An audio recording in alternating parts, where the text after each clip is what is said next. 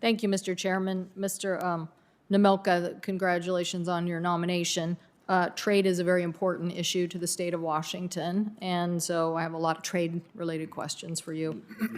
One, starting with wheat, which 90% of our wheat is exported. Kenya is a very specific market opportunity, but has 10% tariffs.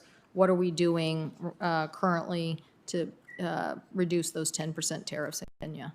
Thank you, Senator Cantwell, and I am aware of your expertise on trade and how important it is in the state of Washington. That is going to be a priority in our negotiations with Kenya if I'm confirmed. And those negotiations just kicked off, You mean if you're not confirmed, it won't be a priority? Well, if I'm not confirmed, I won't be there. But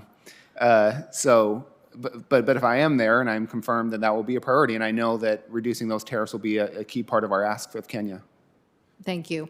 On what I call the twin side of the coin with the Mexico agreement, Senator Wyden talked about enforcement.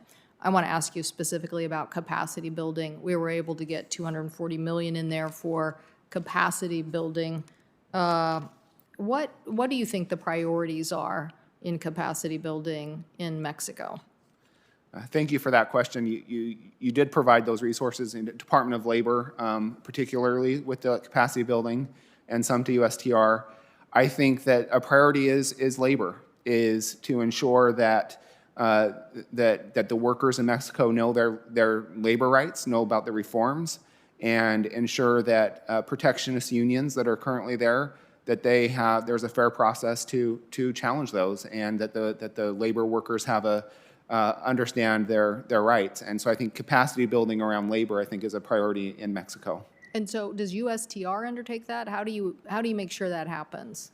We work very closely with the Department of Labor. We actually have attaches. Labor has 3 attaches in Mexico. USTR is having a permanent person that will be placed in Mexico to help oversee those efforts. We have the Interagency Labor Committee, which we co-chair with the Department of Labor, which will help coordinate those efforts.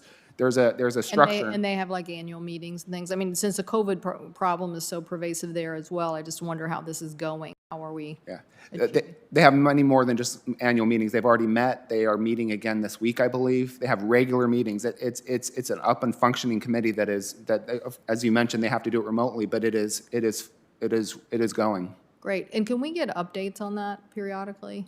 Absolutely. Great. That would be so helpful. Aluminum.